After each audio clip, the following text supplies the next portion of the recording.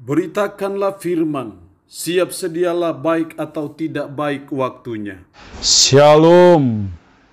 Puji Tuhan, karena Tuhan saja, karena kairos Tuhan saja, kita boleh ada lagi dalam renungan harian di hari ini. Saya percaya belajar, mendengar, membaca firman, itu suatu investasi yang penting dalam hidup, yang harus kita terus buat dan lakukan, karena itu akan menentukan dan mempengaruhi kehidupan spiritualitas kita. Nats firman Allah yang menjadi perenungan kita bersama di hari ini, saya ambil dari Pengkhotbah pasal 9 ayat 1 sampai dengan ayatnya yang ke-12. Secara khusus saya akan baca ayatnya yang kedua. Firman-Nya berkata demikian.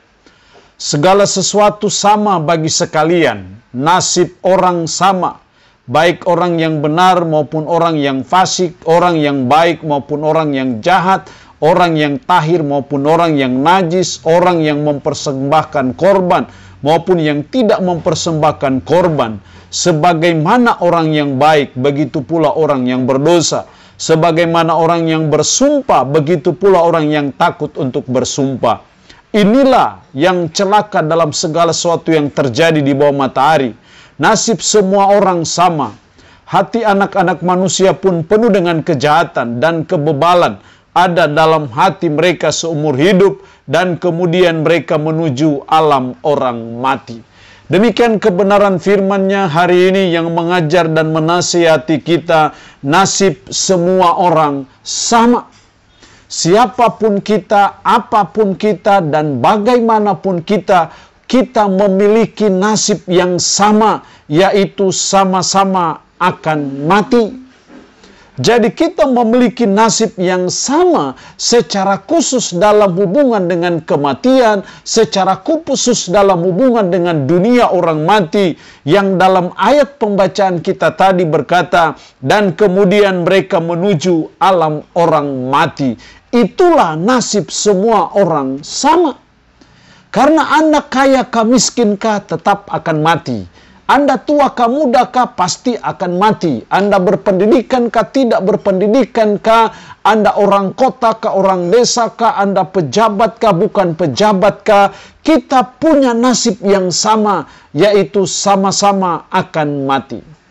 Kalau kita harus melihat realita kehidupan ini bahwa akhirnya kita akan mengalami kematian, lalu apa yang dituntut dari kita? Selagi kita masih hidup ini, kita harus buat apa? Apa yang harus kita lakukan? Kalau kita punya nasib yang sama, semua pasti akan mati. Dan ketika kita masih hidup, lalu kita harus buat apa? Kita harus lakukan apa?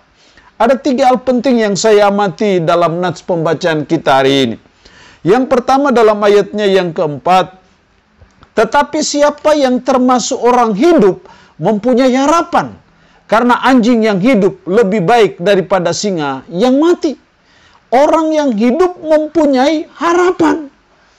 Jadi hal yang pertama yang dituntut dari kita, karena nasib semua orang sama, yaitu pasti akan mengalami kematian, maka yang pertama kita sebagai orang yang masih hidup itu adalah, mari kita berharap kepada Allah. Selagi kita hidup, kita masih ada harapan. Harapan untuk apa? Untuk berharap kepada Allah. Berharap kepada Allah dalam hal mengalami pertolongannya, mengalami mujizatnya, mengalami berkatnya, mengalami kesembuhan dari Tuhan. Kita harus terus berharap kepada Allah. Karena saya percaya pertolongan itu hanya datangnya dari Allah saja. Jadi selagi kita hidup, karena kita semua pasti sedang antri menuju kematian, maka selagi kita masih hidup, mari kita berharap kepada Allah. Tidak kepada yang lain. Jadi ini suatu perbedaan ketika kita masih hidup. Bahwa kita sebagai umat diajar oleh firman Allah, mari kita berharap kepada Allah saja. Berapapun kekayaan kita, bukan kekayaan yang jadi harapan kita. Betapapun jabatan kita, pendidikan kita, gelar kita, pengetahuan kita, tapi kita belajar hanya berharap kepada Allah saja. Yang kedua, karena nasib semua orang sama, yaitu semua sama-sama akan mati. Lalu apa yang dituntut dari kita? Ayat 7, mari makanlah rotimu dengan sukaria, Dan minumlah anggurmu dengan hati yang senang, karena Allah sudah lama berkenan akan perbuatanmu. Mari makanlah rotimu dengan sukaria. Artinya apa? Karena kita punya nasib yang sama, yaitu kita semua menuju kepada alam orang mati, menuju kepada kematian. Selagi kita hidup, mari kita jalani hidup dengan sukacita. Mari kita hidup dengan sukaria. Tapi ada perhatian di situ, karena Allah sudah lama berkenan akan perbuatanmu. Artinya bahwa kita harus bersukacita dalam Tuhan.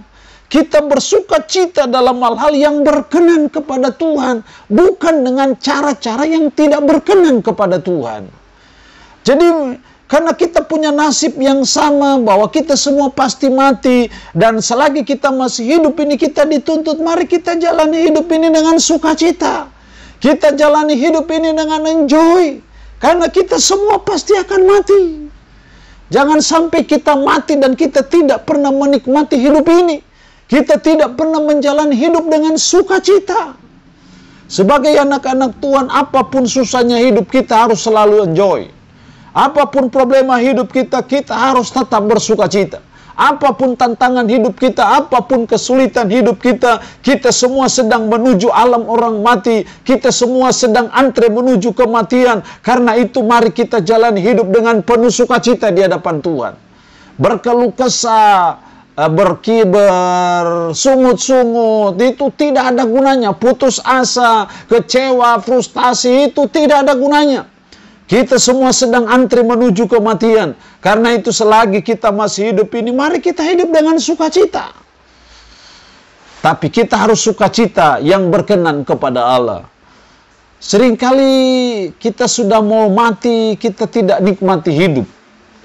Itu kesalahan kita sendiri. Betapapun hidup susah ini, kita harus selalu punya hati yang gembira dalam menjalani hidup. Betapapun sulitnya hidup, kita belajar supaya kita menciptakan sukacita dalam menjalani hidup. Karena firman-Nya berkata, hati yang gembira itu obat yang manjur, tetapi semangat yang patah itu mengeringkan tulang. Yang ketiga, karena nasib semua orang sama, akan sama-sama mengalami kematian. Lalu kalau kita masih hidup, apa yang dituntut dari kita? Ayatnya yang ke-10, segala sesuatu yang dijumpai tanganmu untuk dikerjakan, kerjakanlah itu sekuat tenaga.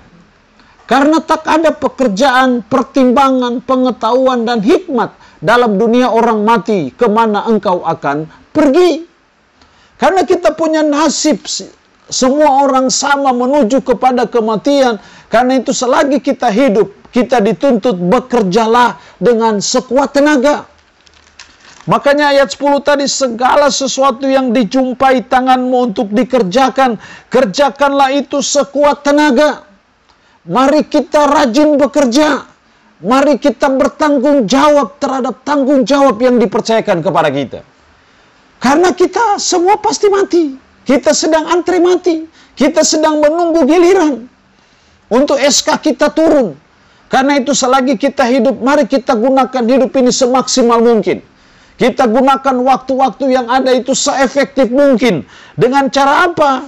Segala sesuatu yang dijumpai tanganmu untuk dikerjakan, kerjakanlah itu sekuat tenaga. Dengan kata lain, kita harus bekerja keras. Kita harus rajin. Karena itu yang Tuhan tuntut bagi kita selagi kita hidup sebelum kita mengalami kematian. Karena itu kemalasan itu dosa. Dan mari kita belajar membangun habits kita, membangun kebiasaan kita yang selalu mau berjuang, yang selalu melakukan sesuatu dengan sekuat tenaga, dengan rajin, dengan serius, dengan sungguh-sungguh. Karena itu yang Tuhan mau dalam hidup kita selagi Tuhan masih beri kita kesempatan untuk hidup. Allah yang punya firman ini memberkati kita dengan firman-Nya di hari ini. Amin. Mari kita berdoa. Puji syukur untuk firman-Mu hari ini yang mengajar dan menasihati kami nasib semua orang sama, yaitu sama-sama akan mengalami kematian. Karena itu selagi kami hidup, tolonglah kami ya Tuhan, supaya kami berharap hanya kepada Allah saja, supaya kami menjalani hidup dengan sukacita, dan supaya kami bekerja dengan sekuat tenaga. Roh-Mu yang kudus tanamkan dan meteraikan firman ini dalam hati dan pikiran kami, dan sanggupkan kami untuk bisa memperlakukannya dalam hidup kami sehari-hari. Hamba mohon berkat bagi umat-Mu yang mendengarkan renungan harian di hari ini. Diberkatilah mereka ya Allah dengan berkat-berkat-Mu. Yang sakit, hamba berdoa dalam nama Yesus. Tuhan lawat, jamah dan sembuhkan dari sakit penyakit yang diderita. Terpujilah nama-Mu Tuhan. Dalam nama Tuhan Yesus Kristus kami berdoa. Amin. Shalom. Tuhan Yesus memberkati kita dengan firman-Nya di hari ini.